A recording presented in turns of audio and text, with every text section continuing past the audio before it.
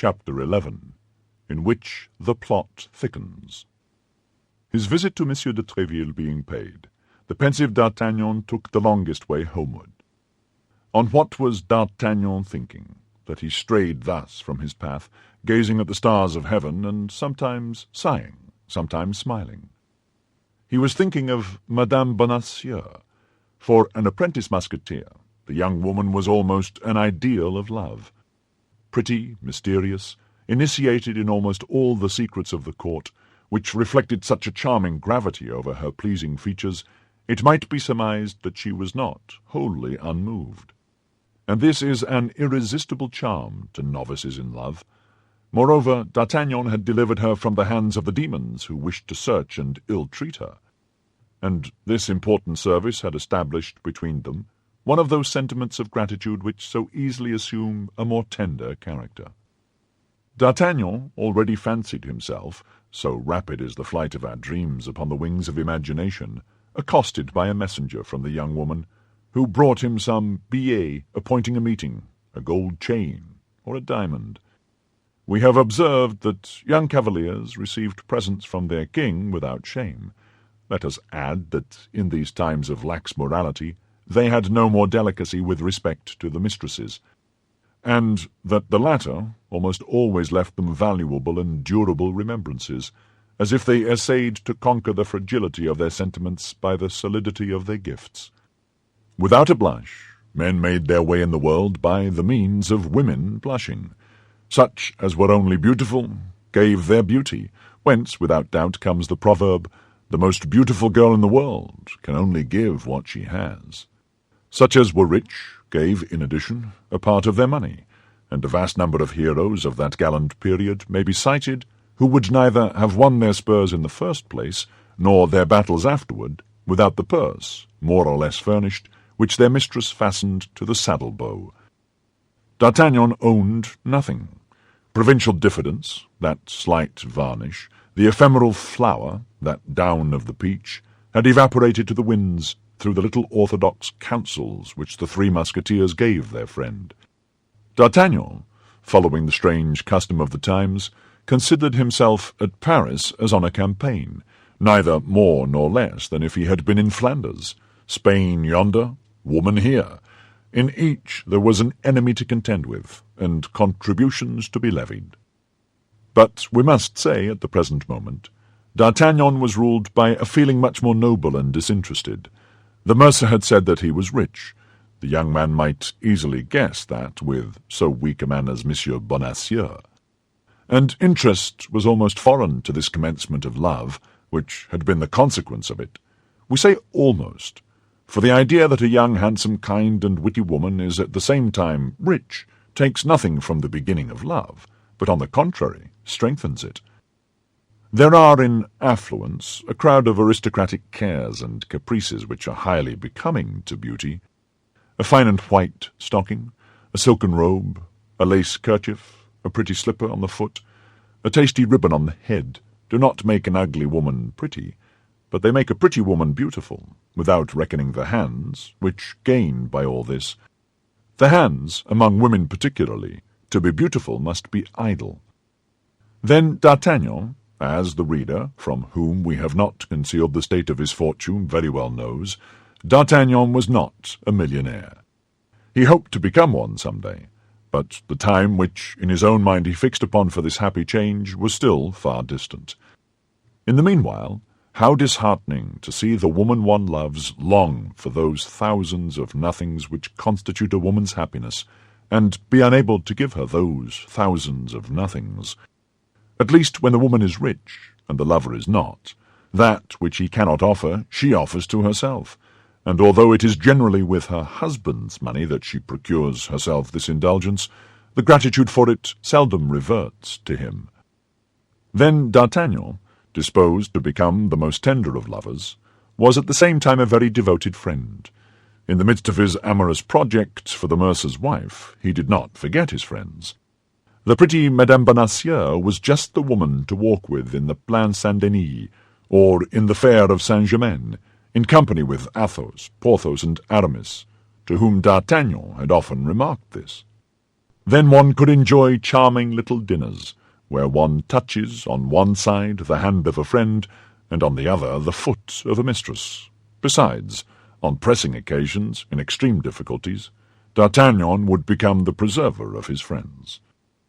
And Monsieur Benassi, whom D'Artagnan had pushed into the hands of the officers, denying him aloud, although he had promised in a whisper to save him, we are compelled to admit to our readers that D'Artagnan thought nothing about him in any way, or that, if he did think of him, it was only to say to himself that he was very well where he was, wherever it might be. Love is the most selfish of all the passions. Let our readers reassure themselves. If D'Artagnan forgets his host, or appears to forget him, under the pretence of not knowing where he has been carried, we will not forget him, and we know where he is. But for the moment let us do as did the amorous Gascon. We will see after the worthy mercer later. D'Artagnan, reflecting on his future amours, addressing himself to the beautiful night, and smiling at the stars, ascended the Rue Cherish-Midi, or Chasse-Midi, as it was then called. As he found himself in the quarter in which Aramis lived, he took it into his head to pay his friend a visit, in order to explain the motives which had led him to send Planchet with a request that he would come instantly to the mousetrap. Now, if Aramis had been at home when Planchet came to his abode, he had doubtless hastened to the Rue des Fossoyeurs, and, finding nobody there but his other two companions perhaps, they would not be able to conceive what all this meant. This mystery required an explanation, at least so D'Artagnan declared to himself. He likewise thought this was an opportunity for talking about pretty little Madame Bonacieux, of whom his head, if not his heart, was already full. We must never look for discretion in first love. First love is accompanied by such excessive joy that, unless the joy be allowed to overflow, it will stifle you. Paris for 2 hours past had been dark, and seemed a desert. 11 o'clock sounded from all the clocks of the Faubourg Saint-Germain. It was delightful weather. D'Artagnan was passing along a lane on the spot where the Rue d'Assas is now situated, breathing the balmy emanations which were borne upon the wind from the Rue de Vaugirard, and which arose from the gardens refreshed by the dews of evening and the breeze of night. From a distance resounded, deadened, however, by good shutters, the songs of the tipplers, enjoying themselves in the cabarets scattered along the plain. Arrived at the end of the lane, D'Artagnan turned to the left. The house in which Aramis dwelt was situated between the Rue Cassette and the Rue Servandoni. D'Artagnan had just passed the Rue Cassette, and already perceived the door of his friend's house, shaded by a mass of sycamores and clematis, which formed a vast arch opposite the front of it, when he perceived something like a shadow issuing from the Rue Servandoni. This something was enveloped in a cloak, and D'Artagnan at first believed it was a man, but by the smallness of the form, the hesitation of the walk, and the indecision of the step, he soon discovered that it was a woman. Further, this woman, as if not certain of the house she was seeking, lifted up her eyes to look around her, stopped, went backward, and then returned again. D'Artagnan was perplexed. "Shall I go and offer her my services?" thought he. "By her step she must be young. Perhaps she is pretty. Oh, yes, but a woman who wanders in the streets at this hour only ventures out to meet her lover. If I should disturb a rendezvous, that would not be the best means of commencing an acquaintance." Meantime the young woman continued to advance, counting the houses and windows. This was neither long nor difficult. There were but 3 hotels in this part of the street, and only 2 windows looking toward the road, one of which was in a pavilion parallel to that which Aramis occupied, the other belonging to Aramis himself. "Pardieu," said D'Artagnan to himself, to whose mind the niece of the theologian reverted. "Pardieu, it would be droll if this belated dove should be in search of our friend's house, but on my soul it looks so. Ah, my dear Aramis, this time I shall find you out." And D'Artagnan, making himself as small as he could, concealed himself in the darkest side of the street near a stone bench placed at the back of a niche. The young woman continued to advance, and in addition to the lightness of her step, which had betrayed her, she emitted a little cough which denoted a sweet voice. D'Artagnan believed this cough to be a signal. Nevertheless, whether the cough had been answered by a similar signal, which had fixed the irresolution of the nocturnal seeker, or whether, without this aid, she saw that she had arrived at the end of her journey, she resolutely drew near to Aramis's shutter, and tapped at 3 equal intervals with her bent finger. "This is all very fine, dear Aramis," murmured D'Artagnan. "Ah, Monsieur Hypocrite, I understand how you study theology." The 3 blows were scarcely struck when the inside blind was opened, and a light appeared through the panes of the outside shutter. "Aha!" said the listener, "not through doors, but through windows. Ah, this visit was expected. We shall see the windows open and the lady enter by escalade. Very pretty." But to the great astonishment of D'Artagnan, the shutter remained closed. Still more, the light which had shone for an instant disappeared, and all was again in obscurity. D'Artagnan thought this could not last long, and continued to look with all his eyes and listen with all his ears. He was right. At the end of some seconds, 2 sharp taps were heard inside. The young woman in the street replied by a single tap, and the shutter was opened a little way. It may be judged whether D'Artagnan looked or listened with avidity. Unfortunately, the light had been removed into another chamber, but the eyes of the young man were accustomed to the night. Besides, the eyes of the Gascons have, as it is asserted, like those of cats, the faculty of seeing in the dark. D'Artagnan then saw that the young woman took from her pocket a white object, which she unfolded quickly, and which took the form of a handkerchief. She made her interlocutor observe the corner of this unfolded object. This immediately recalled to D'Artagnan's mind the handkerchief which he had found at the feet of Madame Bonacieux, which had reminded him of that which he had dragged from under the feet of Aramis. What the devil could that handkerchief signify? Placed where he was, D'Artagnan could not perceive the face of Aramis. We say Aramis because the young man entertained no doubt that it was his friend who held this dialogue from the interior with the lady of the exterior. Curiosity prevailed over prudence, and profiting by the preoccupation into which the sight of the handkerchief appeared to have plunged the 2 personages now on the scene, he stole from his hiding-place, and quick as lightning, but stepping with utmost caution, he ran and placed himself close to the angle of the wall, from which his eye could pierce the interior of Aramis's room. Upon gaining this advantage, D'Artagnan was near uttering a cry of surprise. It was not Aramis who was conversing with the nocturnal visitor. It was a woman. D'Artagnan, however, could only see enough to recognize the form of her vestments, not enough to distinguish her features. At the same instant the woman inside drew a second handkerchief from her pocket, and exchanged it for that which had just been shown to her. Then some words were spoken by the 2 women. At length the shutter closed. The woman who was outside the window turned round, and passed within 4 steps of D'Artagnan, pulling down the hood of her mantle. But the precaution was too late. D'Artagnan had already recognized Madame Bonacieux. Madame Bonacieux! The suspicion that it was she had crossed the mind of D'Artagnan when she drew the handkerchief from her pocket. But what probability was there that Madame Bonacieux, who had sent for Monsieur Laporte in order to be reconducted to the Louvre, should be running about the streets of Paris at 11:30 at night, at the risk of being abducted a second time? This must be, then, an affair of importance. And what is the most important affair of a woman of 25? Love. But was it on her own account, or on account of another, that she exposed herself to such hazards? This was a question the young man asked himself, whom the demon of jealousy already gnawed, being in heart neither more nor less than an accepted lover. There was a very simple means of satisfying himself whither Madame Bonacieux was going. That was to follow her. This method was so simple that D'Artagnan employed it quite naturally and instinctively. But at the sight of the young man, who detached himself from the wall like a statue walking from its niche, and at the noise of the steps which she heard resound behind her, Madame Bonacieux uttered a little cry and fled. D'Artagnan ran after her. It was not difficult for him to overtake a woman embarrassed with her cloak. He came up with her before she had traversed a third of the street.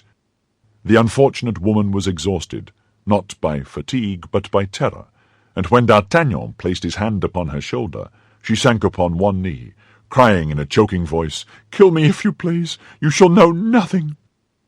D'Artagnan raised her by passing his arm round her waist, but as he felt by her weight she was on the point of fainting, he made haste to reassure her by protestations of devotedness. These protestations were nothing for Madame Bonacieux, for such protestations may be made with the worst intention in the world, but the voice was all. Madame Bonacieux thought she recognized the sound of that voice. She reopened her eyes, cast a quick glance upon the man who had terrified her so, and, at once perceiving it was D'Artagnan, she uttered a cry of joy. "Oh, it is you, it is you! Thank God, thank God!" "Yes, it is I," said D'Artagnan. "It is I whom God has sent to watch over you." "Was it with that intention you followed me?" asked the young woman with a coquettish smile, whose somewhat bantering character resumed its influence, and with whom all fear had disappeared from the moment in which she recognized a friend in one she had taken for an enemy. "No," said D'Artagnan, "no, I confess it. It was chance that threw me in your way. I saw a woman knocking at the window of one of my friends." "One of your friends?" interrupted Madame Bonacieux. "Without doubt. Aramis is one of my best friends." "Aramis? Who is he?" "Come, come, you won't tell me you don't know Aramis. This is the first time I ever heard his name pronounced." "It is the first time, then, that you ever went to that house?" "Undoubtedly." "And you did not know that it was inhabited by a young man?" "No." "By a musketeer?" "No, indeed." "It was not he, then, you came to seek?" "Not the least in the world. Besides, you must have seen that the person to whom I spoke was a woman." "That is true. But this woman is a friend of Aramis." "I know nothing of that." "Since she lodges with him." "That does not concern me." "But who is she?" "Oh, that is not my secret." "My dear Madame Bonacieux, you are charming, but at the same time you are one of the most mysterious women." "Do I lose by that?" "No, you are, on the contrary, adorable." "Give me your arm, then." "Most willingly. And now?" "Now, escort me." "Where?" "Where I am going." "But where are you going?" "You will see, because you will leave me at the door." "Shall I wait for you?" "That will be useless." "You will return alone, then?" "Perhaps yes, perhaps no." "But will the person who shall accompany you afterward be a man or a woman?" "I don't know yet." "But I will know it." "How so?" "I will wait until you come out." "In that case, adieu." "Why so?" "I do not want you." "But you have claimed—" "The aid of a gentleman, not the watchfulness of a spy." "The word is rather hard." "How are they called who follow others in spite of them?" "They are indiscreet." "The word is too mild." "Well, madame, I perceive I must do as you wish." "Why did you deprive yourself of the merit of doing so at once?" "Is there no merit in repentance?" "And do you really repent?" "I know nothing about it myself, but what I know is that I promise to do all you wish, if you allow me to accompany you where you are going." "And you will leave me, then?" "Yes." "Without waiting for my coming out again?" "Yes." "Word of honour?" "By the faith of a gentleman. Take my arm, and let us go." D'Artagnan offered his arm to Madame Bonacieux, who willingly took it, half laughing, half trembling, and both gained the top of Rue de l'Arpe. Arriving there, the young woman seemed to hesitate, as she had before done in the Rue Vaugirard. She seemed, however, by certain signs, to recognize a door, and approaching that door, "And now, monsieur," said she, "it is here I have business. 1,000 thanks for your honourable company, which has saved me from all the dangers to which, alone, I was exposed. But the moment is come to keep your word. I have reached my destination." "And you will have nothing to fear on your return?" "I shall have nothing to fear but robbers." "And that is nothing." "What would they take from me? I have not a penny about me." "You forget that beautiful handkerchief with the coat of arms." "Which?" "That which I found at your feet, and replaced in your pocket." "Hold your tongue, imprudent man. Do you wish to destroy me?" "You see very plainly that there is still danger for you, since a single word makes you tremble, and you confess that, if that word were heard, you would be ruined." "Come, come, madame," cried D'Artagnan, seizing her hands and surveying her with an ardent glance. "Come, be more generous. Confide in me." "Have you not read in my eyes that there is nothing but devotion and sympathy in my heart?" "Yes," replied Madame Bonacieux. "Therefore ask my own secrets, and I will reveal them to you, but those of others, that is quite another thing." "Very well," said D'Artagnan, "I shall discover them. As these secrets may have an influence over your life, these secrets must become mine." "Beware of what you do," cried the young woman, in a manner so serious as to make D'Artagnan start in spite of himself. "Oh, meddle in nothing which concerns me. Do not seek to assist me in that which I am accomplishing. This I ask of you in the name of the interest with which I inspire you, in the name of the service you have rendered me, and which I never shall forget while I have life. Rather, place faith in what I tell you. Have no more concern about me. I exist no longer for you, any more than if you had never seen me." "Must Aramis do as much as I, madame?" said D'Artagnan, deeply piqued. "This is the second or third time, monsieur, that you have repeated that name, and yet I have told you that I do not know him." "You do not know the man at whose shutter you have just knocked.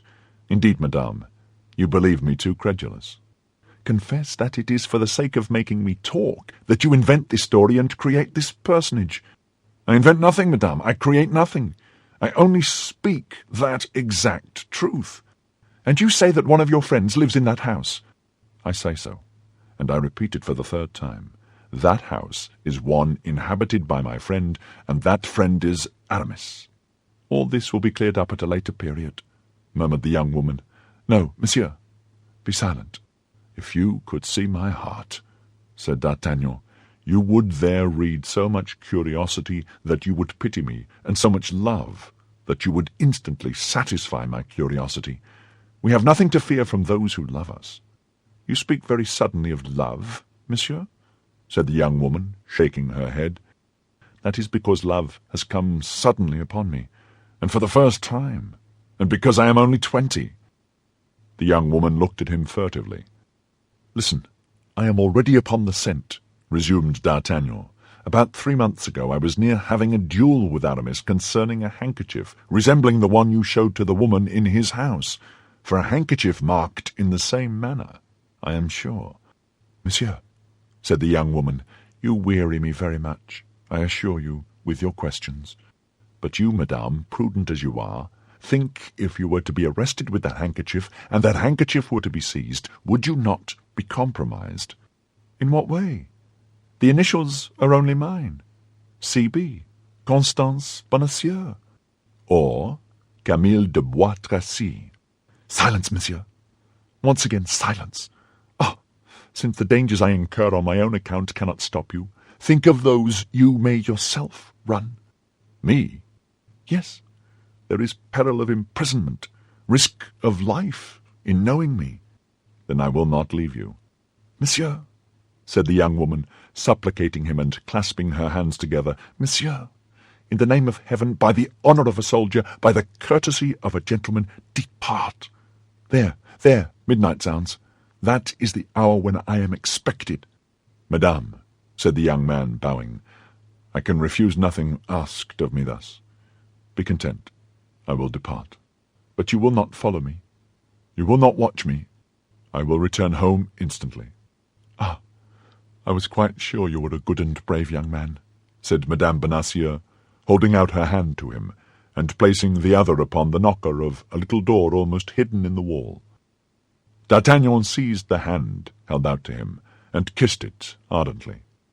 "Ah, I wish I had never seen you," cried D'Artagnan, with that ingenuous roughness which women often prefer to the affectations of politeness, because it betrays the depths of the thought, and proves that feeling prevails over reason. "Well," resumed Madame Bonacieux, in a voice almost caressing, and pressing the hand of D'Artagnan, who had not relinquished hers. "Well, I will not say as much as you do. What is lost for today may not be lost for ever. Who knows, when I shall be at liberty, that I may not satisfy your curiosity?" "And will you make the same promise to my love?" cried D'Artagnan, beside himself with joy. "Oh, as to that I do not engage myself. That depends upon the sentiments with which you may inspire me. Then today, madame, oh, today, I am no further than gratitude." "Ah, you are too charming," said D'Artagnan, sorrowfully, "and you abuse my love." "No, I use your generosity, that's all. But be of good cheer. With certain people, everything comes round. Oh, you render me the happiest of men. Do not forget this evening. Do not forget that promise. Be satisfied.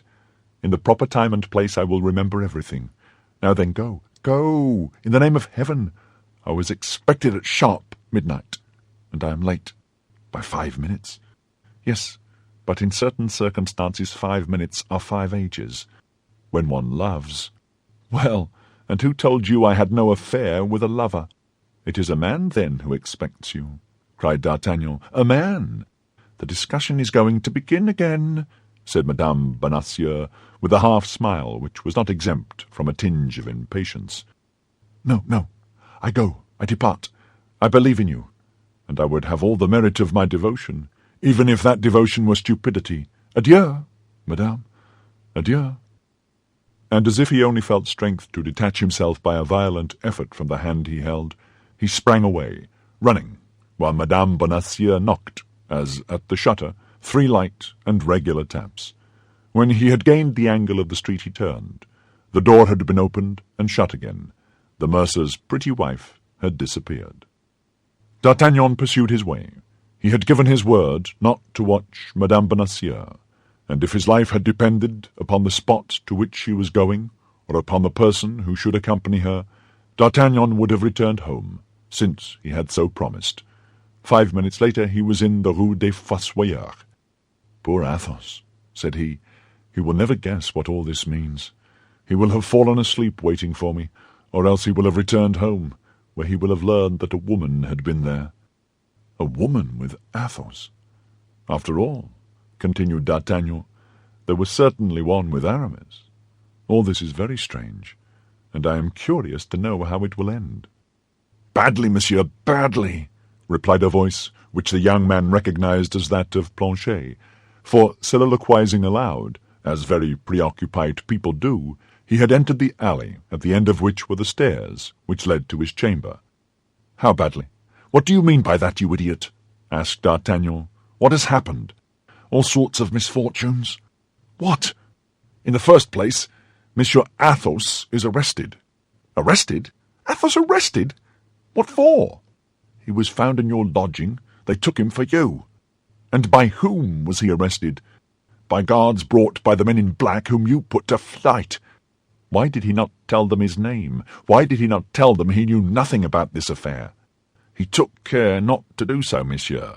On the contrary, he came up to me and said, 'It is your master that needs his liberty at this moment, and not I, since he knows everything and I know nothing. They will believe he is arrested, and that will give him time. In 3 days I will tell them who I am, and they cannot fail to let me go.'" "Bravo, Athos! Noble heart," murmured D'Artagnan. "I know him well there. And what did the officers do?" 4 conveyed him away, I don't know where, to the Bastille or Fort-l'Evêque. 2 remained with the men in black, who rummaged every place and took all the papers. The last 2 mounted guard at the door during the examination. Then, when all was over, they went away, leaving the house empty and exposed." "And Porthos and Aramis?" "I could not find them. They did not come. But they may come any moment, for you left word that I awaited them." "Yes, monsieur." "Well, don't budge then. If they come, tell them what has happened. Let them wait for me at the Pomme de Pin. Here it would be dangerous. The house may be watched. I will run to Monsieur de Treville to tell them all this, and will meet them there." "Very well, monsieur," said Planchet. "But you will remain. You are not afraid," said D'Artagnan, coming back to recommend courage to his lackey. "Be easy, monsieur," said Planchet. "You do not know me yet. I am brave when I set about it. It is all in beginning. Besides, I am a Picard." "Then it is understood," said D'Artagnan. "You would rather be killed than desert your post?" "Yes, monsieur, and there is nothing I would not do to prove to monsieur that I am attached to him." "Good," said D'Artagnan to himself. "It appears that the method I have adopted with this boy is decidedly the best. I shall use it again upon occasion." And with all the swiftness of his legs, already a little fatigued, however, with the perambulations of the day, D'Artagnan directed his course toward Monsieur de Treville's. Monsieur de Treville was not at his hotel. His company was on guard at the Louvre. He was at the Louvre with his company. It was necessary to reach Monsieur de Treville. It was important that he should be informed of what was passing. D'Artagnan resolved to try and enter the Louvre. His costume of guardsman in the company of Monsieur Dessessart ought to be his passport. He therefore went down the Rue des Petits Augustins, and came up to the quay, in order to take the new bridge. He had at first an idea of crossing by the ferry, but on gaining the riverside, he had mechanically put his hand into his pocket, and perceived that he had not wherewithal to pay his passage. As he gained the top of the Rue Guénégaud, he saw two persons coming out of the Rue Dauphine, whose appearance very much struck him. Of the two persons who composed this group, one was a man and the other a woman. The woman had the outline of Madame Bonacieux. The man resembled Aramis so much as to be mistaken for him. Besides, the woman wore that black mantle which D'Artagnan could still see outlined on the shutter of the Rue de Vaugirard, and on the door of the Rue de l'Arpe. Still further, the man wore the uniform of a musketeer. The woman's hood was pulled down, and the man held a handkerchief to his face. Both, as this double precaution indicated, had an interest in not being recognized. They took the bridge. That was D'Artagnan's road, as he was going to the Louvre. D'Artagnan followed them. He had not gone 20 steps before he became convinced that the woman was really Madame Bonacieux, and that the man was Aramis. He felt at that instant all the suspicions of jealousy agitating his heart. He felt himself doubly betrayed, by his friend and by her whom he already loved like a mistress. Madame Bonacieux had declared to him by all the gods that she did not know Aramis, and a quarter of an hour after having made this assertion, he found her hanging on the arm of Aramis. D'Artagnan did not reflect that he had only known the mercer's pretty wife for 3 hours, that she owed him nothing but a little gratitude for having delivered her from the men in black who wished to carry her off, and that she had promised him nothing. He considered himself an outraged, betrayed, and ridiculed lover. Blood and anger mounted to his face. He was resolved to unravel the mystery. The young man and young woman perceived they were watched, and redoubled their speed. D'Artagnan determined upon his course. He passed them, then returned so as to meet them exactly before the Samaritaine, which was illuminated by a lamp which threw its light over all that part of the bridge. D'Artagnan stopped before them, and they stopped before him. "What do you want, monsieur?" demanded the musketeer, recoiling a step, and with a foreign accent, which proved to D'Artagnan that he was deceived in one of his conjectures. "It is not Aramis," cried he. "No, monsieur, it is not Aramis, and by your exclamation I perceive you have mistaken me for another, and pardon you." "You pardon me?" cried D'Artagnan. "Yes," replied the stranger. "Allow me then to pass on, since it is not with me you have anything to do." "You are right, monsieur. It is not with you that I have anything to do. It is with Madame." "With Madame? You do not know her," replied the stranger. "You are deceived, monsieur. I know her very well." "Ah," said Madame Bonacieux in a tone of reproach. "Ah, monsieur, I had your promise as a soldier and your word as a gentleman. I hoped to be able to rely upon that."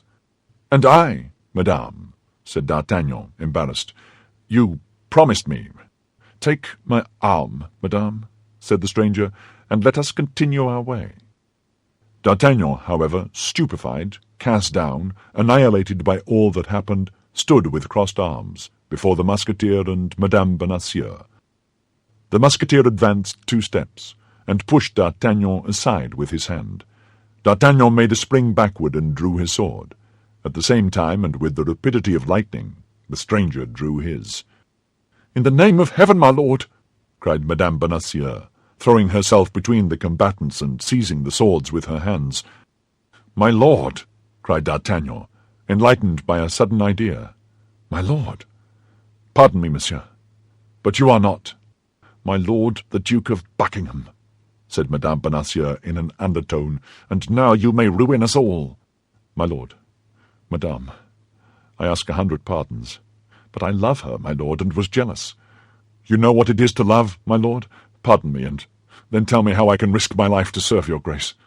"You are a brave young man," said Buckingham, holding out his hand to D'Artagnan, who pressed it respectfully.